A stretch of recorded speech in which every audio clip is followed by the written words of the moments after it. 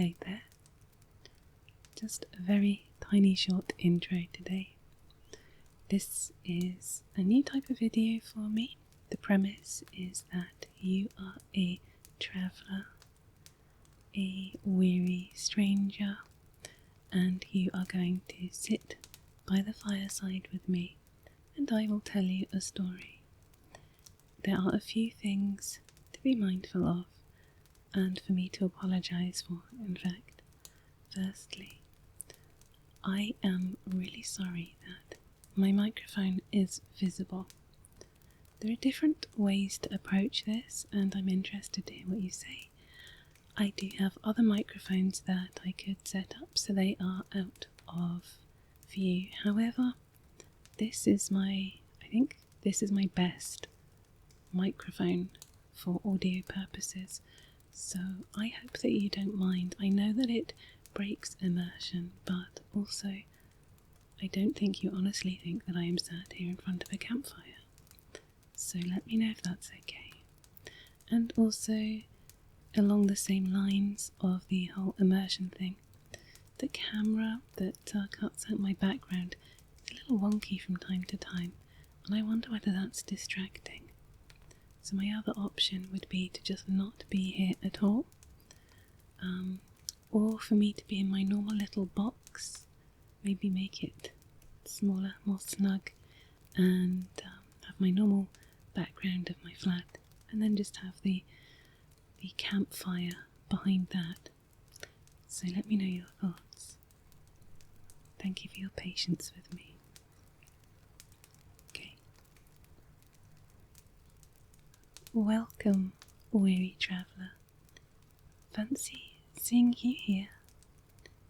Why don't you join me by the fireside for some comfort and cheer? Come now, dear one. Take some tea. Settle in. For today's story, I am about to begin. The Whispering Well. The moon hung low over the forest, casting its silver glow on the world below. Alanna shivered as she pulled her cloak tighter around her shoulders. The autumn air bit at her skin, carrying the scent of damp earth and fallen leaves. Her boots crunched softly against the forest path as she walked, her breath forming clouds that drifted like ghosts into the night. The journey to the evergreen glade had not been an easy one. The path was winding and often obscured by gnarled roots and overgrown ferns. Rumours spoke of the glade as a place hidden by enchantments, where the unworthy might wander for days without finding it. But Alanna had felt a pull in her heart, a quiet urging that guided her footsteps. She did not know if it was fate or folly, but she followed it nonetheless. The forest seemed alive around her. Branches creaked softly in the breeze, and shadows flickered at the edges of her vision. Once she thought she saw a pair of luminous eyes watching her from the undergrowth, but when she turned, there was nothing there. A distant owl hooted its mournful call, echoing through the trees. Alanna's hand rested on the flute tucked into her belt, its smooth wood worn by years of use. It was her talisman, her connection to her mother, and it gave her courage. At last, she stepped into a clearing, and her breath caught in her throat. The evergreen glade was a place of otherworldly beauty. Ancient trees with trunks as wide as carriages ringed the clearing, their branches arching overhead like the vaulted ceiling of a cathedral. Their leaves shimmered faintly as though kissed by starlight. In the centre of the glade stood the Whispering Well. The well was unlike anything Alanna had imagined. Its stones were smooth and iridescent, shifting colours in the moonlight like the surface of a pearl. Moss and tiny white flowers clung to its sides, and water that glimmered like liquid silver rippled softly within.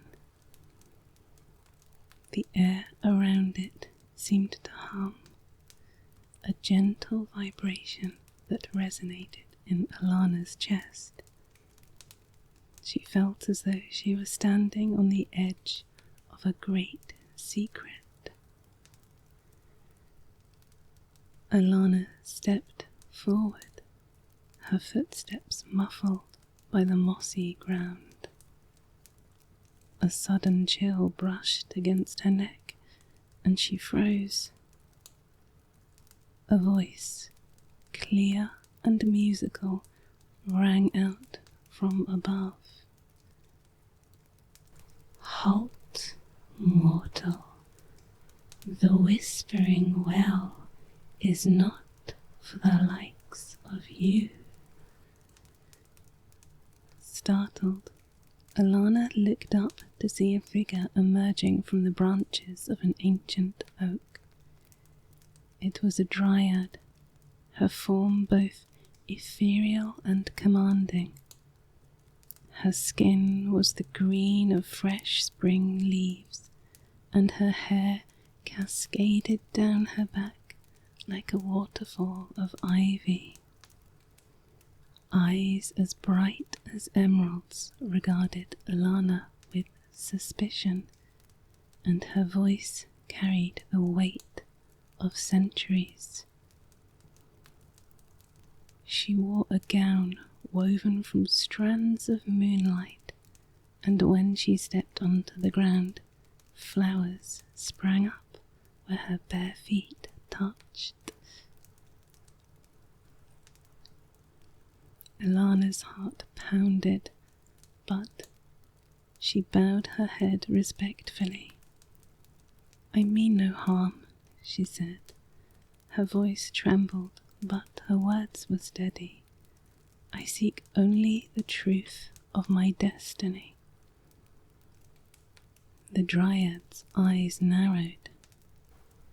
"Many have sought their truths here, and not all have left unscathed. The well shows more than one's hopes and dreams. It reveals the shadows, the fears, the flaws. What makes you think you are worthy to receive such truths?" Alanna hesitated. The chill in the air seemed to deepen, but she drew her cloak tighter and raised her head. She reached for her flute, holding it out as though it were a torch to light the darkness. "This flute belonged to my mother," she said.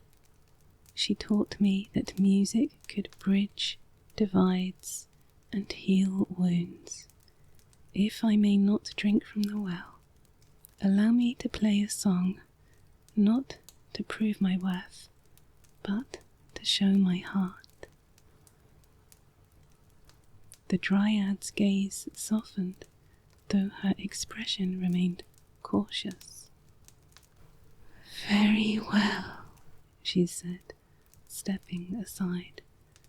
"But know this, the forest listens, and it is not easily pleased. Play, mortal, and we shall see." Alanna lifted the flute to her lips.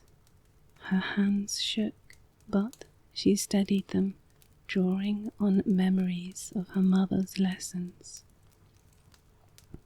The melody she played began softly, like the first rays of dawn breaking over a quiet meadow. It grew, weaving tales of loss and hope, of courage born from fear, of a young girl seeking her place in a vast and wondrous world. The notes danced through the glade, mingling with the rustle of leaves and the whisper of the well.